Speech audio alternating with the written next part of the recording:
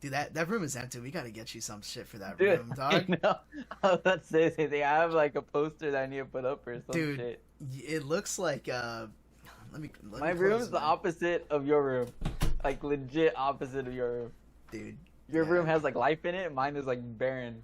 dude. No, my room is like a fucking Japanese man's apartment. This shit is so tight and it feels cluttered. There's nothing in here. It's bullshit. It's all junk. Yo. But Yup. dude, fuck man. Yeah, no, we gotta get you some posters or something, big dog. Hey, we'll get posters, Something, dude. Hey, dude. when I win the season, we could put a poster of like undefeated right behind there, dude. Dude, Easy. you never know. You never know. Any given Sunday, dog.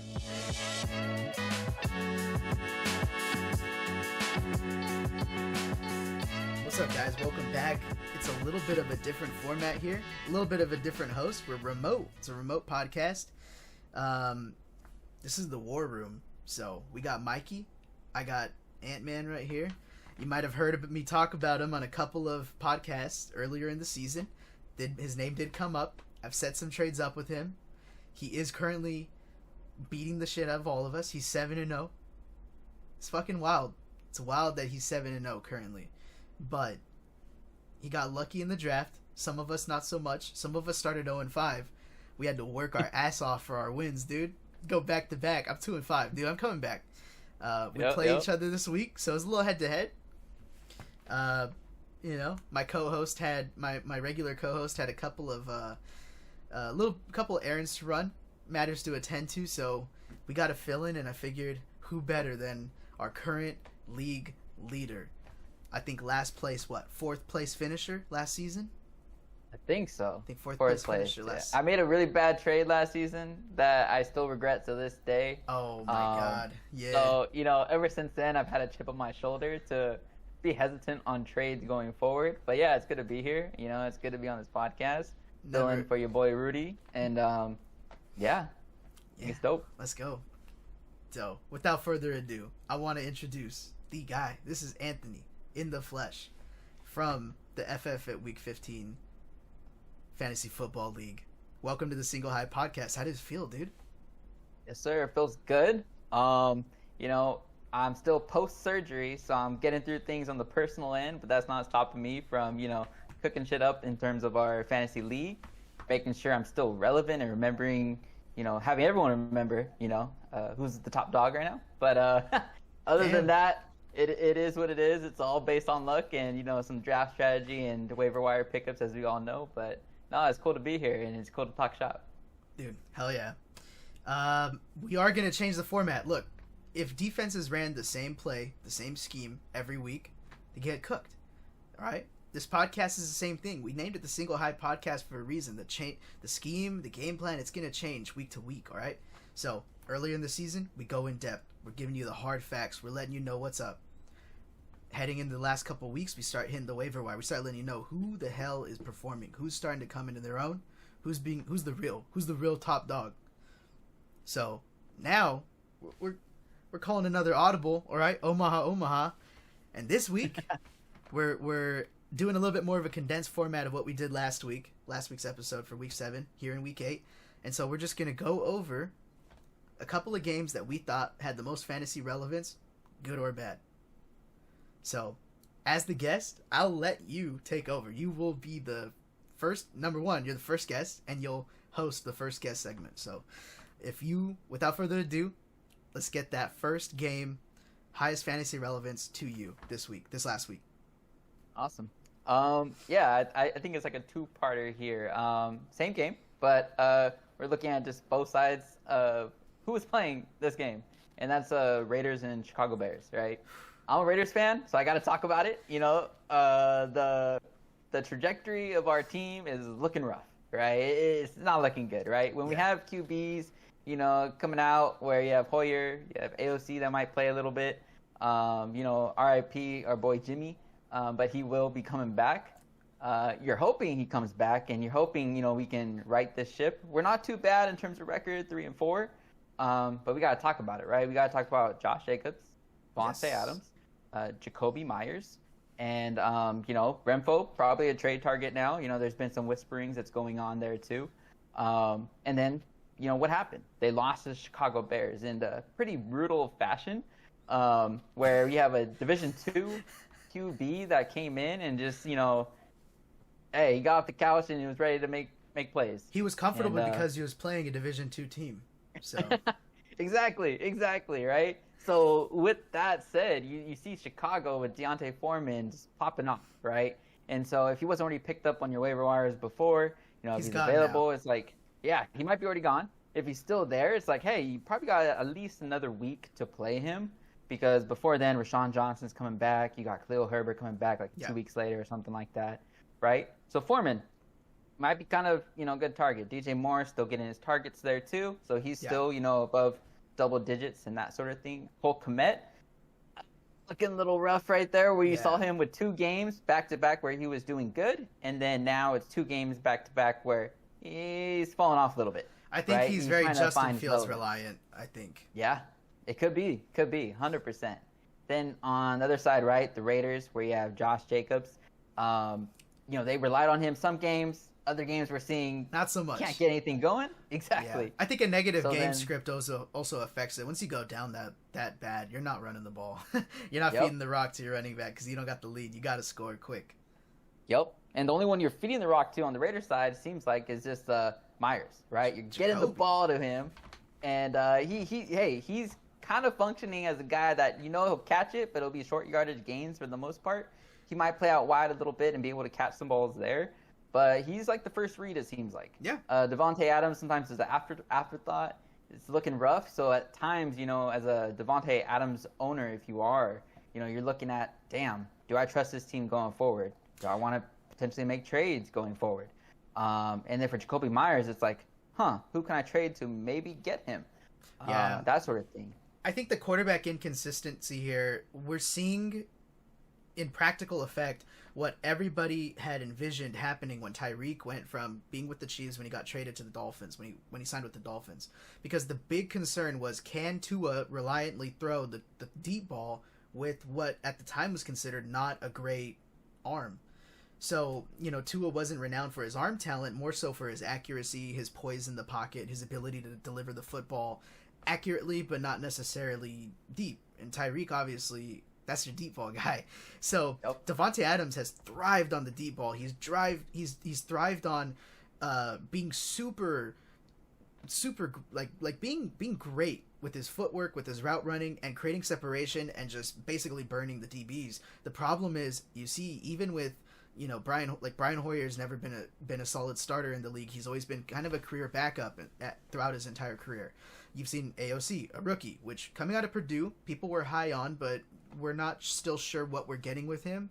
And with Jimmy, he's coming from a team where the weapons around him were so good, so explosive, and they were so yards after catch oriented that he didn't need to deliver the deep ball. He could give them a screen pass behind the line of scrimmage, and they're going to go get you 50 yards. So I think play styles here, we're definitely seeing in effect what people thought we were going to get with the Tua Tyreek connection in Devontae and even Jimmy, who should by all means be the starter. Yep. No, I 100% agree, right? And, when you mentioned Jimmy being a product of that system with the 49ers, right? Unfortunately, in that case, right, that's where Purdy gets the bad rap, right? Yeah. Where he comes in and he's a backup, and you can make an assumption that he might be a type of system quarterback, right? But as we've seen, he's playing really well. He is not that typical system QB or something like that you can make the case for. He's popping off on his own, right? He's had some down games these past couple games. They've lost, but he's looking at someone that will probably bounce back. Yeah. But we'll definitely get to him pretty soon here. Yeah. But yeah, I would say that's my game that I would like to look at. With the Raiders side of thing, where if you own any of those fantasy assets, you're kind of wondering what I should do to maybe either ship them off, potentially get a higher, return on investment, that type of thing as the season goes on. And then over here in Chicago, it's like, okay, they have a new QB, what's cooking over there. And, waiver wire wise, Johnson might be coming back. Khalil Herbert, he was on IR. People might have just dropped him. Yeah. So they might be available. Foreman, probably not for this week, but hey, something to look at. Yes. Especially if you're in those deeper leagues. Yeah. I think with Justin Fields still being out as well, that's going to make them play through the running backs a lot more. And we did see that even with Tyson Bagent coming in and playing an all right game by all means, and by all metrics. I mean, obviously, once they got to the red zone, they relied on the run. And that's something you want to monitor because a lot of times you can use the arm to get downfield. Once you get in the red zone, that's where, certain teams have certain game plans that they like to play in that red zone offense. And so, it seems like right now the Bears, even with Justin Fields in there, were a little more reliant on that. Towards the last two games where he started to pop off, we saw that shift change because I think Cole Kmet became the red zone target for Justin Fields. So, Yep. But yeah, I'll go ahead and pass this back to you. What game do you think, brings some fantasy relevance? Surprisingly, a game that I was really looking forward to this weekend, and I don't think it really delivered. It was a little underwhelming, but I think people are undervaluing and underrating just how many fantasy viable players were in this game. But Tampa Bay and Atlanta. You've got Chris Godwin. You've got Mike Evans, that's a wide receiver 1 and a wide receiver 2 to like a solid deep flex pick. And then you also have Rachaad White, who is a lower end running back 2, high end running back 3. Baker Mayfield, who is a solid quarterback 2 and super flex pick.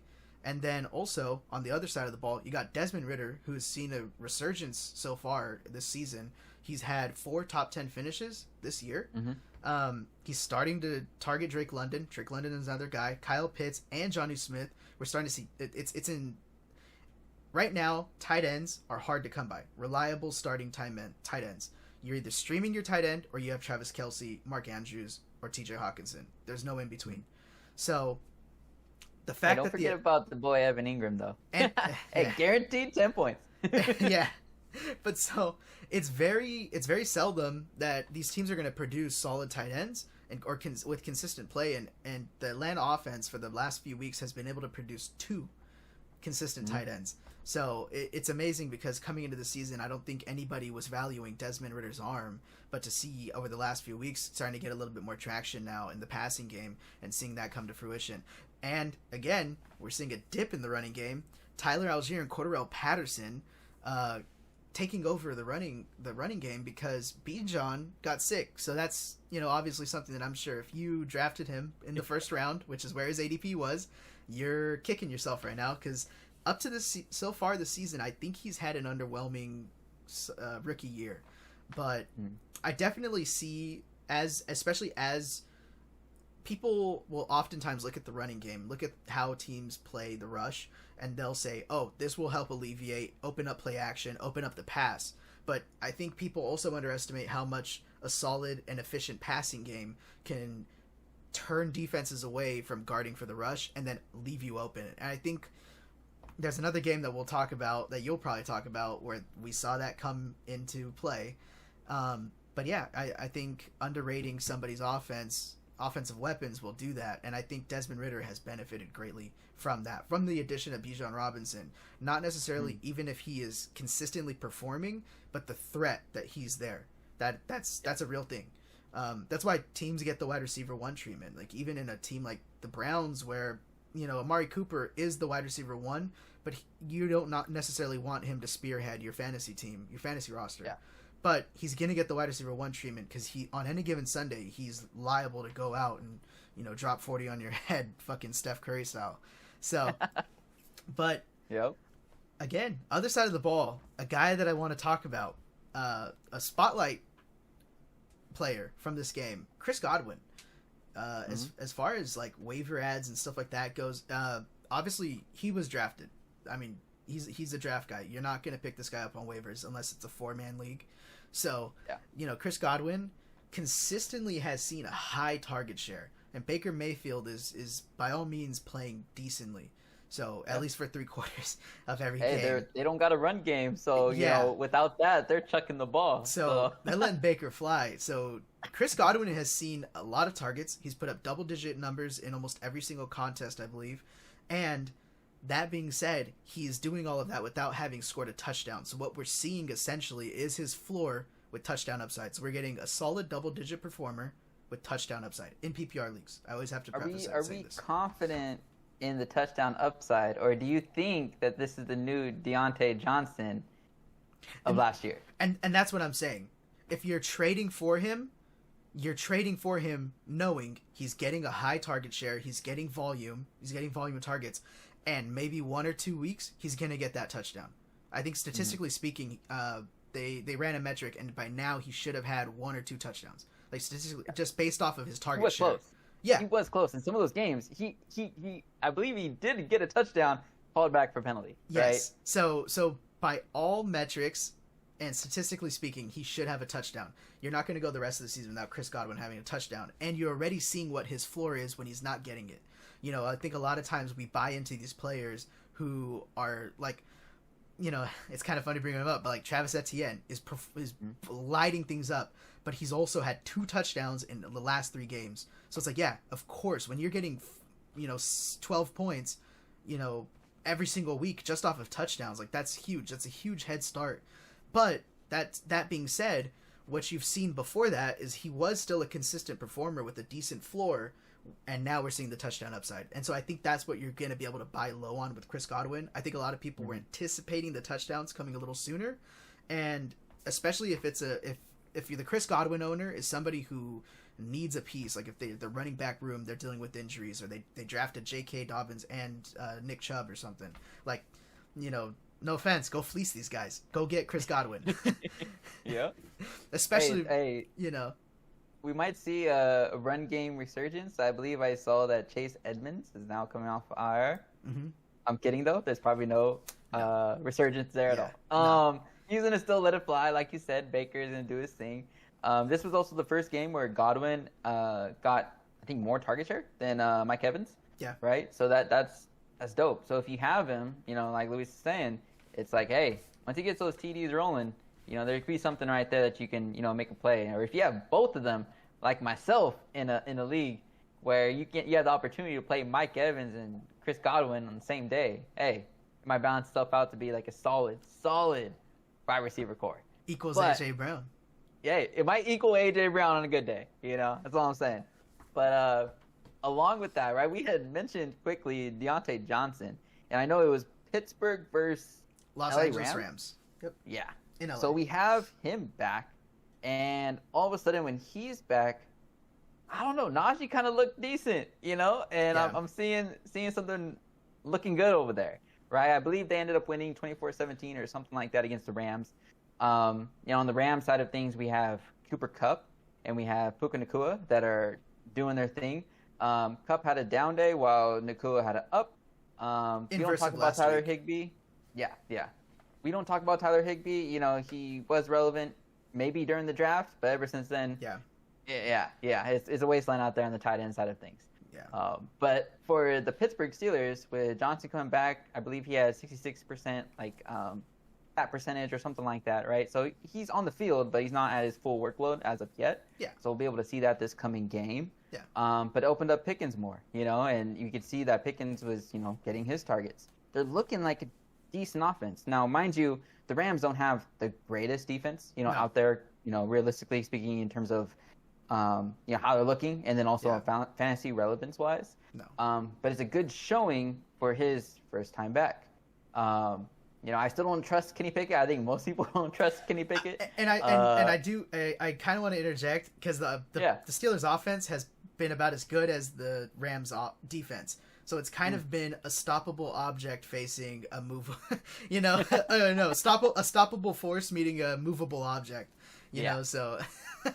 Yep. Hey, one of them had to give a little bit more. So yeah, Pittsburgh came away with the win, but it's encouraging to see Pittsburgh's offense looking a little bit better. Yeah. You know, so there's hope. And I am a Najee owner myself. So I was trying to trade him away before then. After this game, it made me think one more week. He gets one more week. I would think sell high on Najee. It could be. I would think sell high. He did 15 points in fantasy, or another, you know, formats might be like around 13 or 14. Yeah, PPR. Yeah. But hey, you know, because of this one performance from him, and I see that Warren didn't get all the receptions. You know, it went to Johnson over there, and you know, he still outworked Warren, you could say, in terms of just the overall playability. Yeah, made me want to keep him one more week before trying to ship him off in a package deal. No, definitely. I think the second game that I want to talk about would obviously have to be Dolphins-Eagles. Dolphins-Eagles, baby. Sunday Night Football, the primetime game. There was a lot of questions heading into this week. Me, myself, being an Eagles fan, as you guys may well know, regarding the Eagles offense. The Eagles defense, by all means, has been pretty good. It's been solid under Sean Desai, new defensive coordinator. By now in week 7, we're starting to get a glimpse of what these coordinators are playing, what kind of tendencies they have. Last season with Jonathan Gannon being the head of the defense for the Philadelphia Eagles, it was a vaunted defense, but he never called blitzes. So the problem is he was relying too much, I feel, on the players' talent as opposed to his own scheming. So shell coverage, let the 4 get after the quarterback, and if they get there, they get there, and they did. They got there a lot at a record level, record pace last year. This year, not so much, but we're seeing a little more blitzing, a little bit more disguises, so it looks a lot better than last season. They're not putting up the same numbers, they're not popping at you, and it's not looking sexy, but they're getting the job done against good teams, and we saw that this weekend. They held the best offense, the new greatest show on turf that everybody was talking about, to 244 total yards of offense. That is insane, because Raheem Mostert was doing that by himself in some weeks in his total yardage, lines from scrimmage. It's insane. Tyreek is still Tyreek. He's still the fastest man on the planet. It's insane. Impossible to cover him, and the Eagles decided to go fix that by getting Kevin Byard for Terrell Edmonds. So a big upgrade at safety. Reed Blankenship should be off of IR within a week or two. So that being said, that defense is actually going to get better by all things considered.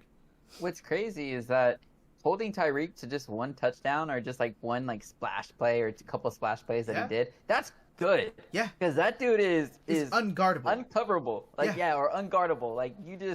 You just try to minimize the impact. You cannot completely erase it. He is, at that level where it's, he does what he does. Yeah. And there's a reason why he's paid the big bucks, and they always look to him to get the job done for those splash plays in Miami, using the speed and that sort of thing. So, limiting him to just one, solid. I'm hoping they do it again this next week, but I'm starting to see a little bit of a pattern with the Eagles' defense. Through the first 3 weeks of the season, the Commanders looked good. They looked solid. They looked like a solid roster. I mean, by all means, people were drafting Jahan Dotson. The fact that they had 3 wide receivers going in the draft, and the Eagles didn't even have 3 wide receivers going in the draft, is fucking insane. So the Washington offense looked great. The Washington defense was supposed to be even scarier. And so what ended up happening is they found the weak point. They found the focal point that you need to target if you're on offense, you're playing the Washington Commanders. Target Emmanuel Forbes. To the point to where the Chicago Bears came out the next week, did the same thing with DJ Moore, and got that kid benched. Got the rookie benched. So now we see, if you want to stop the Miami Dolphins, you can't stop Tyreek. The only way you can stop Tyreek, Waddle, and Cedric Wilson from getting open is you got to get to the quarterback. And that's what they were doing at a very high clip. They were getting so much pressure onto Tua that he wasn't able to just sit in the ball and be the game. I feel bad saying game manager, but with the weapons he has, it's just that they're so damn good. It by all means essentially turns him into a game manager, to where he just has to deliver the ball, but if you can stop that transaction there, I mean, you fucking make a run on the bank. As far as do we bring up, I know there's been a lot of talk about that, where in that Miami and Philly game, right, it was 10 penalties against Miami and 0 for Eagles. What do you say about that? How do you feel? I feel like there was a missed penalty on us with the face mask. That being said, I think it actually helped the Miami Dolphins, because I don't know if you recall, but they got into the red zone 3 times and walked away with field goals twice and an interception once. The other side of that coin is immediately after that turnover on downs the turnover on downs because of the face mask, the missed penalty, they got a pick six. So it's like a blessing in disguise situation. A blessing in disguise where they got 7 instead of 3, possibly. So, I mean, you know, a lot of people say ball don't lie and this and that. And, you know, hey, maybe that was just a ball don't lie moment where that was just karma coming back on that freak play where the ball bounces off of the defender's hands on the line of scrimmage and then jumps and it just pops right into the linebacker's hands. He's able to take it back to the house. So, on the other side of the, again, you know, looking at it from my point of view, they called the offsetting penalty on a 4th down play because they called an offsides on our left guard, but Travis Kelce was in a 4-point stance. So it wasn't even the left guard's hand that was covering the line that was in the neutral zone. It was Travis Kelce or Jason Kelce. It was our center. The center is the only player on either side of the ball that can be in the neutral zone because he has to hold the ball. So that is, I mean, like there's that. We technically got a penalty there, but it offset, so it didn't apply to us for yardage purposes. So there was one. There was one. You know, didn't come to fruition. There was one that got missed, and it might have been a blessing in disguise. And other than that, I think the Philadelphia Eagles played a very disciplined game. I think they did a very good job of limiting their mistakes, and I think that's something that we have preached, especially coming after. Like, I would hope that the team that essentially lost a Super Bowl off of a penalty that they committed. I'm not making an excuse and saying that it was a bad call or whatever. I'm saying we committed a penalty, and that's essentially what lost us the Super Bowl. Like, clean that shit up. Be more disciplined, you know? Yep. Yeah. I do think from that game, too, in terms of fantasy-wise, right, Devontae Smith is, depending on where you drafted him, a lot of times he went in, like, the third or fourth round, you know, he's still not getting that volume that you want, in terms of points, that is, right? You expect this dude to be throwing up, you know, double-digit points at least, you know, maybe operating like a Chris Godwin style. Not seeing it yet, right? Yeah. And that's where it's like, it can be concerning. You know, you might be at this point, you know, we're going into week 8 now, right? It's like, okay, seeing how this half season went, you know, do I ship him off? Or what do I do with him? Do I hold him? You know, will it come back, you know, his way in terms of where the rock has passed, right? Because I think in the first 2 weeks, he was doing fine, right? Then, you know, AJB over there, you know, had a little outburst that hit Reddit and people were talking about it. Then all of a sudden, AJB became the go-to, right? But he was always the go-to. It was always going to be that way, right? So at this point, you know, you're seeing kind of like how he fits in the scheme of things. And so, you know, it's up to you. He will have those boom weeks. He will probably get a 20-point, 30-point coming up here. Now, if you play it right, you know, you might be able to play him on those weeks. Or, you know, you might be looking to ship him off. So it's tricky, right? That one is still tricky. I'm giving insight to that, and this is part of why I brought up Sean Desai, the defensive coordinator for the Philadelphia Eagles. I think what happened between last season and this season is that the sides flipped. So last season we had Shane Steichen calling all the plays. He was calling the shots on offense. He was our offensive coordinator. After the Super Bowl, he got picked up by the Indianapolis Colts. That's part of the reason why people were so high on Anthony Richardson this season, because he really was responsible for Jalen Hurts' you know, surge into, you know, top 5 fantasy football quarterback territory. He does have that latent talent within him. Obviously, you don't just do that off of scheming alone. You have to have the raw talent. So Jalen is talented enough. And so I think what happened is now with Brian Johnson at the helm as offensive coordinator, it's an inverse of what we had last year, where Shane Steichen was really scheming around the players, using the players that he had to the best of their ability and putting them in position to perform well. Whereas Jonathan Gannon on the defensive side of the ball was taking the talent that he had, putting them on the field, and just saying, you guys are good at football, go play good football. And what's happening now is we're seeing the opposite of that, where they're going, offensive guys, you guys are good at football, go play good football. And the defense is getting more of the, you know, the scheme, the disguises, and looking a lot sharper because of it. The offense, even, you know, the Philadelphia Eagles have still not played a full 4 quarters of offense. I will admit that as a fan. This is the best game that they've played, and still, it was only the first, third, and fourth quarters. That was it. Hey, at least you guys can get some quarters, bro. Over here as a Raiders fan, it's rough, dude. Like, Yeah. I wish we can get 2 quarters consistent. It's not looking that way. Yeah. All right. But yeah, that is true. Go ahead, carry on. But I think the reason why we're seeing Devontae Smith start to slide down in the pecking order isn't because he doesn't have the talent, isn't because he doesn't have the ability to get open. I think it's because the offense, the way it's running now, is Devontae's not getting schemed to be open.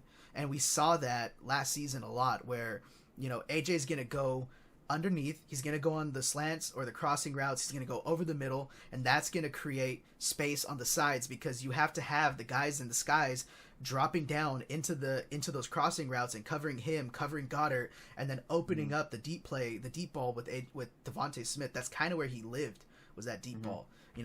If they're facing cover 2, he's the one attacking straight up the middle of the seam, and if they're playing cover 1, he was the one that you're targeting on the back shoulder, on the fade routes, on the outside of the the lines. So, I mean, that being said, I do still think you're absolutely correct in that based off of pure talent alone and pure connection between the two of them, you are going to see Devontae Smith he's going to have a 30-point game. But if I'm a fantasy owner, especially if I'm somebody who's, if you're somebody who's 1-5, 2-5, you're looking for consistency.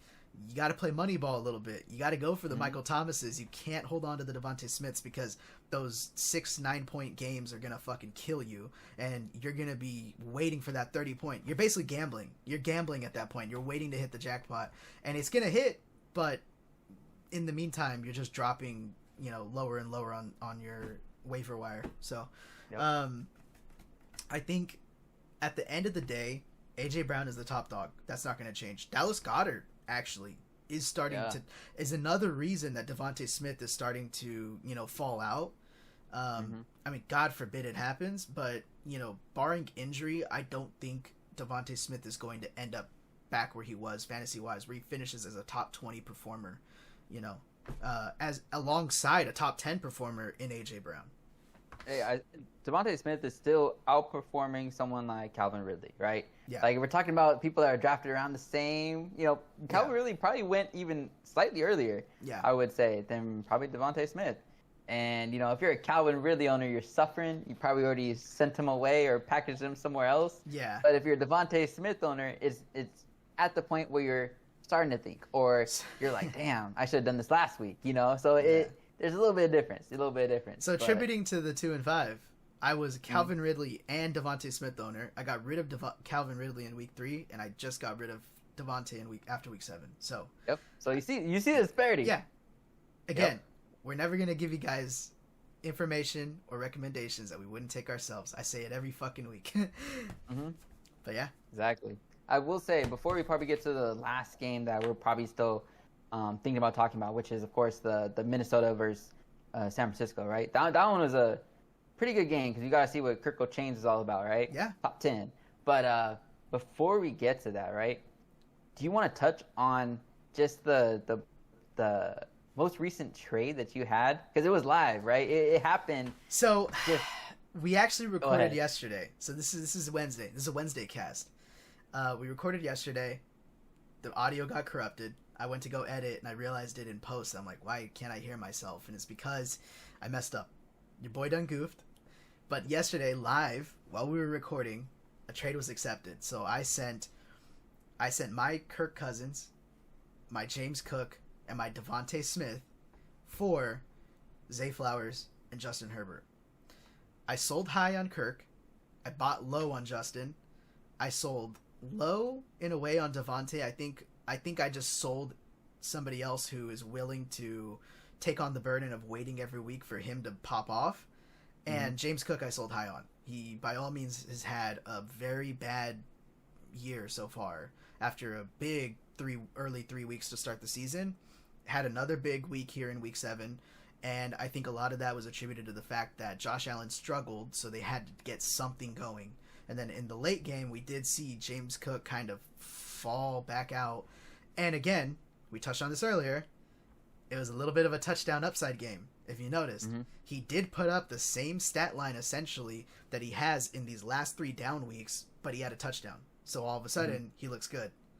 So Sold high on like, him. For that trade, right? Like, what was your reasoning behind it, right? Because I think you had touched on it earlier, where it's like Moneyball, right? Yeah. And kind of like where you're at in the season and what moves you're making, right? I can't afford to have James Cook holding me down because he is going to pop off, and I do have a little bit of a shallow running back room, so I did have to start him in some certain weeks, and it's like getting 6 points from him hurts. So I'd rather just limit my options to where I know these are the guys I have, these are the guys I got to start and stick with. And James Cook was just the lowest in the order that I wasn't willing to deal with the inconsistency. And with Devontae Smith, it was the same thing. And so I traded up, essentially, for Zay Flowers, who has been, I would say, like a Michael Thomas 2.0. We touched on it last night. Earlier in the season, he was a Deontay Johnson type where he's getting high volume but low yardage, and so in a PPR league, you'll take it. Alvin Kamara owners fucking know this from experience. But so, you'll take high volume as long as he's getting a lot of targets, a lot of catches. And so slowly but surely, as Mark Andrews has come into his own, as Rashad Bateman and Nelson Aguilar have actually kind of started to, come back and become the guys we thought they were going to be last season. We're starting to see Zay Flowers now essentially be the Devontae Smith of this offense last year, where all of a sudden he's scheming open and he's the deep threat. He's the guy that Lamar is looking for as he's getting out of the pocket and establishing himself not as a rusher but as a passer. He's scrambling to pass. He's still keeping his eyes downfield, and not because he's trying to see what lane he's going to get into to run. So I bought a little bit high on Zay, but I also have him in another league. I've seen how consistent of a performer he is. He had one down week in week 5 where he put up a single digit game in a PPR league, but every other week besides that has been a double digit performance. And for somebody like me who's struggling, that's all I need. I have Michael Thomas and Zay Flowers now. So yep. And hey, that Baltimore offense is cooking, right? Yeah. Like, they're looking good. They destroyed Detroit. Yeah. And with that, for Zay Flowers, he's only going to continue to grow, right? Yes. And as time goes on, as they face, these tougher and tougher teams, gets closer to playoffs, and they're trying to, get their position set, where it's going to be looking, I think they're going to be scheming more. They're going to be doing all this stuff more to just make sure they get it to their guys, which is Mark Andrews, Nelson Aguilar if you're in the touchdown area, and then Zay Flowers, right? But Zay Flowers is also getting red zone looks too, of course. So, hey, it's working. Oh, and if Derrick Henry eventually gets traded to Baltimore Ravens, as we've seen rumors right now, but we don't know where it's going to go with that one, right? But speaking about one of the people you traded away, right? Kirk Cousins. Right? When he faced San Francisco, right? That was a statement game. Yes. People had to see what was going on. In prime time. Right? Prior to this, in prime time. Prior to this, his record is 2-11. Sheesh. In prime time. Yep. On Monday night, actually no, not just in prime time. That's just on Monday Night Football. Mm-hmm. Just on Monday Night Football, he's 2-11. Was. Damn. Yeah, that's pretty bad, right? But him, Jordan Addison, they cooked up some stuff. They were able to get it done. And Jordan Addison looked banged up for a second there in the game, but he came back and just demolished. Right? They balled out. On the 49ers side of things, without Debo, it's honestly kind of looking rough in the passing game. I think Juwan Jennings was their highest targeted receiver. Right? So, Ayuk just couldn't get it going on that side of things. And as Ayuk owner, it kind of sucks, right? Because I think this is 2 weeks now in a row, where it's like you're kind of like in the beginning of when fantasy started. It's like, damn, this guy, did a 20-point game or 30-point game, right? And then gets injured, right? And then comes back, does another 20-point game, and it's like now these past couple of weeks it's looking a little weird. You're not feeling confident in him. No. As you were, right? Yeah. But you can see it when Debo is out, it's a little rougher for him, right? And they have to depend more on Jennings. And here on Minnesota side, go ahead. The one that they depended on the most and kind of took over that Debo role, what Debo does best, and I think that the problem will alleviate itself. It's because it's all injury based. Number one, they're all world left tackles out. Trent Williams done. Or he was out for this game. So that's huge. You're not getting that protection on your blind side. That's going to get into a first-year starting quarterback's mind. Because, by all means, this still is Brock Purdy's first year as the starter, where he's the starter heading into the season. Christian McCaffrey is banged up. That's usually your check down option. That's your guy that you're just going to toss to, and he's going to get upfield. Earlier, obviously, he had that big play towards the end of the game where he, rushes through on a screen pass and gets all the way into the end zone. But earlier in the game, when he was getting through the, breaking through the tackles, anytime he had to run through the tackles, when he was on the ground and he was kind of laying there for a second, you could tell he's not comfortable. The fucking oblique injury is still bugging. And so I think not having a safety valve like that, I think took away from some of Brock Purdy's confidence. And you notice that a lot of the timing on these routes wasn't really there. So he started, as the pressure was coming, because Brian Flores kept calling blitzes, so Brock Purdy was feeling that pressure, and you don't have your biggest outlet in Christian McCaffrey, and your other guy, Deebo Samuel, is now out altogether. So I think it was a compounded effect. I think it's easy to overreact on that, but still cause for concern, like you said. Yeah. Hey, as an IU gunner, I'm just hoping Deebo comes back soon. Yeah. And Trent open up the offense. Yeah. Yep. And we return back to the good days. Good days. Absolutely. But I know on Minnesota side, right? You saw Justin Jefferson at the end of the game put on the top 10 around Kirk's neck, right? And I don't know. To me, seeing that kind of gives me hope. And I feel like Justin Jefferson, those rumors where it's like, does he really want to come back? Is he just going to hold out for the rest of the season? Yeah. And, there was some stuff flying around where it's like, nah, I think he will come back. He'll be fine. He just has to go through his IR stuff and make sure that he's good there. But, if Minnesota can get it going without him for now and just hold the fort down, minimize losses, and then still make a run for the playoffs, things should be good, right? And we did see on the running back side of things for Minnesota where there was a slight difference. Oh, do you want to touch on that? So, earlier, remember, dude, that's a mystery muscatel. I'm getting pretty good at this shit, dog. So, remember earlier I said there's teams where you establish the passing game and people start undervaluing the run. Yep. Minnesota, by all means, for the last 2 seasons, even with Dalvin Cook, have been a pass-first team. They've been a team that wants to pass the ball. Even with Justin Jefferson out, people were still expecting Minnesota to come into this game and just chuck that bitch. Toss it to Jordan. Toss it to KJ. Toss it to TJ. They came in and they established the run pretty early with Cam Akers and Alexander Mattison. And I think a lot of that, because San Francisco does have a good rushing defense, but I think a lot of that is they underestimated how much the Vikings were willing to try to establish the run, especially in the early goings. Yep. And I do believe that Cam Akers did outtouch Madison this game. I don't think it's a full cause for concern, but it's something to consider, right? Something to consider if you're a Madison owner. For the Cam Akers owners out there, he probably was dropped. Why? He probably was picked up. That's what I want to ask the Cam Akers owners. Why? Hey, sometimes it's rough out there, dude. If you have to defend on your backup being Najee or, Warren, you probably looked at Cam Akers at some point too. I'm talking to the guy that. Are you a Cam Akers owner, dude? No. No. I'm around the realm with. You're like I've never smoked crack, but I've walked down some dark alleyways, dude. Exactly. Right. I've looked like there's a reason they fucked their lives up for this shit. Dude, you have to go in the crevices of the waiver wire sometimes to try to find some gems, right? I'm in an sometimes 18 you end up with league, dirt, bro. Yeah, it's rough out there, right? But but if anything, the breakout star, of course, for Jordan Addison. They were able to see what's going on. If you have them and you played them that game, great. You probably won that. Probably won that match. Let's be honest, right?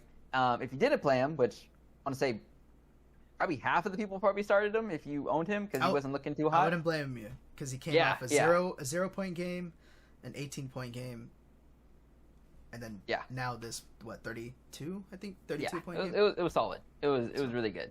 There's that. But I would say Kirk Cousins, he's still establishing himself as great QB.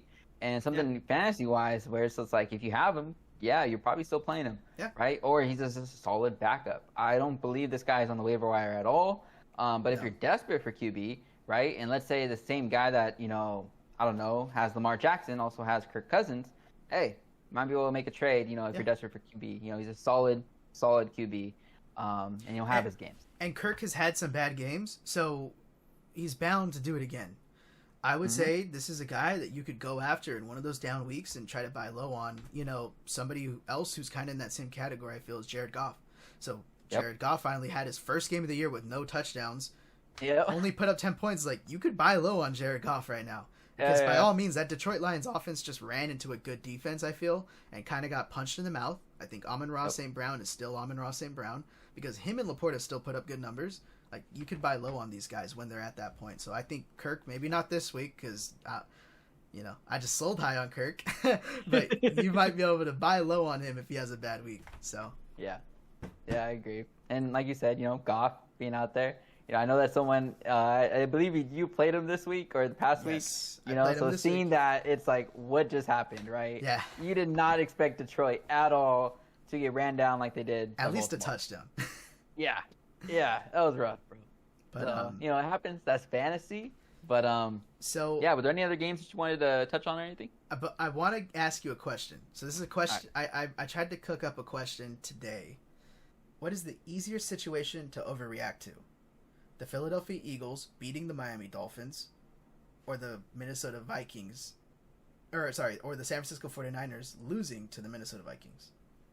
I would say it's overall easier to overreact to Minnesota versus San Francisco. Yeah.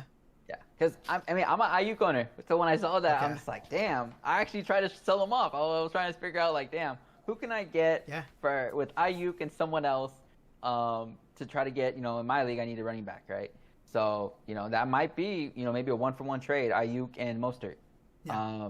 Mostert didn't pop off that game, so it's like I'm trying to buy low on him, right? Because he'll come back, Achane, or I don't know how to say his last name. Achane, thank you. Achane. Yeah, he'll be back, right? And I believe he offers a good versatility between that duo back, But Minnesota, San Francisco, I think it's easy to overreact to them because I've overreacted to them, And I didn't like what I was seeing for the San Francisco, but I do have to remind myself that when Steve-O comes back, Trevor Williams comes back, they get better and get more of a cadence going on and get back to the swing of things. Christian McCaffrey is fully healthy. Yeah. Yes.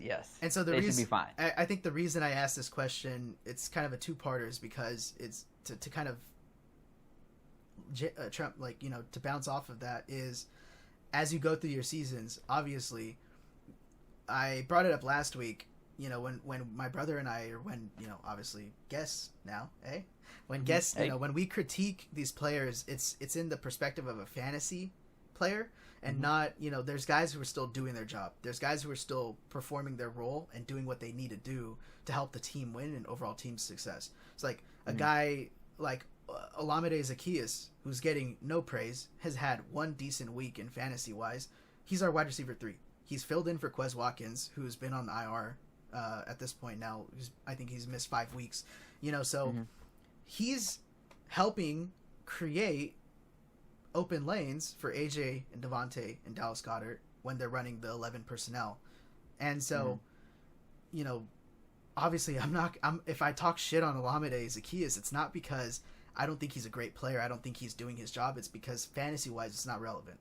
And so, likewise, you can also, I feel, look at these players and look at these situations, look at these matchups with both of those perspectives in mind. So it's like, you look at this one and say, is it easy to overreact to this? And I'm glad you brought it up. Your immediate thought after the game is like, do I need to get rid of Brandon Ayuk? And so, so my relay off of that is just to say, hey, I think let's be patient. The San Francisco 49ers are still the San Francisco 49ers, as much as I hate to fucking admit it. They're still going to perform. They're still going to be there. They're guaranteed to be in the playoffs at the end of the season, by all means, barring freak injury, freak accidents, or just bad luck.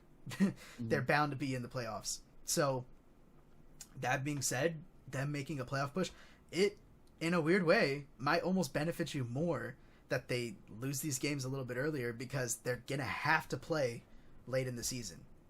By losing these games early, that just ensures that during your fantasy football playoffs, that their starters are not going to be getting rested. They're not going to be taking it easy because they need to make that push so that they can make sure they ensure their placement or their seeding in the playoffs, in the actual NFL. I am very glad you said that too, because I had just recently, today, try to make a trade for Mark Andrews. And mind you, Mark Andrews is a top 10, top tight end. He's like number 2 or number 3 right now, right? Yeah. And you had mentioned it. It's Kelsey, Andrews, Hawkinson, everybody else. Yeah. Evan Ingram. But other than that, right? Like, I tried to make a trade for him, but then I pulled that trade myself just because, like you said, if they are on the run that they have, I will be winning these weeks. But where I am at placement-wise, it doesn't look like I'm going to struggle really too hard getting into playoffs, right? But by the time I can maybe, get through that first playoff game or something like that, Mark Andrews might be getting, less work going in. Yeah. And it's something you have to consider once you, maybe you are looking good in your league, right? And you're already starting to think about playoffs. Yeah. That is something that you have to consider. So that is great that you brought that up, because that's something I legit had to consider today. Yeah. So. Yep. Dude, that's great, dude. I told you, I'm getting pretty good at this shit, dude. I'm getting pretty good. That's solid. That is solid. Yeah. And dude, even the way I presented the question, that's a legitimate question that I could envision seeing on like a little graphic, like on Undisputed or something, where it's like, what's the easier thing to overreact to? The 49ers losing or the Eagles winning? I will say that if the Raiders had the record that San Francisco did, I'd be overreacting like crazy, bro. Like I would be, I don't trust them. And as a Raiders fan, it's hard to trust them, dude. So many years of loss. So I think San Francisco, because they've had years of consistent building, they've done well, right? You know that they're gonna bounce back, right? Where let's say it's Chicago, Raiders, Green Bay, right? Where they're in the same record. It's like, do I trust them as much as I would trust San Francisco with the same record? Another team that I would throw into that category as well, and just like you said, Detroit. How much do we overreact to that? Because Detroit has been kind of a doormat franchise, by no offense, for the last few decades. So we're looking at this team who's experienced a lot more success than I think anybody really anticipated in the early goings. I said it yesterday. I envisioned them at this point in the season maybe being about 3-3. I thought they would be contenders. I think it wouldn't be blowouts that they were losing, but they would be close matches. They're on the opposite side of the Raiders' luck last year, the Vikings' luck last year, where they had the one score games and they're either winning or losing, and they're winning these coin flips. So I thought that the Detroit Lions would be there, and right now we're actually seeing them winning games, not just winning, but in dominant fashion. They went out and a team that everybody was high on to win the North, the NFC North, the Green Bay Packers, they stuffed them at home. And since then, the Packers have not looked the same. So, in Lambeau, like that's hard to do. Like Green Bay, playing Green Bay in Lambeau, whether it's regular season, preseason, playoffs, is not an easy task. So, that being said, we look at the San Francisco 40. It's funny to see the dichotomy of these teams here and of these franchises where you go, San Francisco, things are fine. It's all right. It's like even last week, the Eagles lost to the fucking Jets. And nobody was going, well, this is it. That's it. They're not going back to the Super Bowl. It was like, oh, okay, like, shit, they slipped up. And now they got a tough schedule. When they lost to the Jets, right? Correct me if I'm wrong. They didn't have Jalen Carter playing. Jalen Carter, no Darius Slay. Mm-hmm. And Lane Johnson went out. Yeah. So you're talking about 2 to 3 players, right, that dominant in their roles, right? And if you're talking about, the quarterback they had to go against, right, which is Zach Wilson, right? Yeah, he's had a little resurgence, but if he had to meet the likes of Jalen Carter, well, I feel like, stuff would have went down differently. If Darius Slay is guarding Garrett Wilson, over the top and everything, so you're losing a 5-time Pro Bowler, you're losing an all-world right tackle, future first ballot Hall of Famer in Lane Johnson, and you're losing the current, and I made the fucking call, so everybody watching this can suck my dick, the possible defensive rookie of the year. In Jalen Carter. He's currently the favorite in Vegas. He's the Vegas favorite right now to win Defensive Rookie of the Year. Makes sense. So, so you lose. You don't have those 3 players, even against a bad team, you're going to lose. Yeah. So, yeah. And at the end of the day, some teams just lose some teams that they're not supposed to, right? It happened to us last year. Had to basically play their ass off to get that win, and they barely scrape by. It looked like it was going to be a blowout. Yeah. So There's levels to this. This is the outro. We're done. It's a wrap. It's crazy. Thank you guys. Week 8 now. Like I mean, for the last 3 weeks, my brother and I have been saying like, dude, it's crazy. This is week 6, week 7, week 8. But we're at the 2-month mark. There's 2 months of podcasts, 2 months of putting content out there for everybody to see and judge and talk shit on. And look, I made some bad calls. I talked shit about the Minnesota Vikings last week. I thought they were gonna get crushed by the 49ers. That's not what happened. It was actually the inverse, by all means. And I don't know. I've had some hits. I made a call that Cooper Kupp would still be Cooper and Puka would still get touches, regardless of how that offense runs. I called Logan Thomas. Made some good calls. So that should tell you guys to stay tuned for more good calls, more bad calls, more whiffs, more hits, more misses. Every fucking step of the way. We want you guys here. Thanks for coming. And again, every week we tell you, don't be a fucking asshole. Please, don't do it. It's bad. Don't be an asshole.